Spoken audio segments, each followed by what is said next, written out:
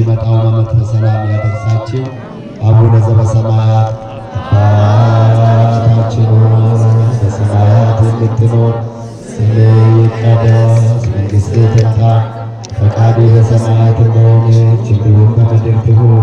የዕለት እንጀራችንን ስጠን ዛሬ፣ በደላችንን ይቅር በለን እኛም የበደሉንን ይቅር እንደምንል፣ አቤቱ ወደ ፈተና አታግባን ከክፉ ሁሉ አድነን እንጂ መንግሥት ያንተ ናትና፣ ኃይል፣ ክብር፣ ምስጋና ለዘላለሙ አሜን። እመቤታችን ቅድስት ድንግል ማርያም ሆይ በመልአኩ በቅዱስ ገብርኤል ሰላምታ ሰላም እንልሻለን። በሐሳብሽ ድንግል ነሽ፣ በሥጋሽም ድንግል ነሽ። የአሸናፊ እግዚአብሔር እናት ማርያም ሆይ ሰላምታ ላንቺ ይገባሻል። ከሴቶች ሁሉ ተለይተሽ አንቺ የተባረክሽ ነሽ፣ የማኅፀንሽ ፍሬ የተባረከ ነው።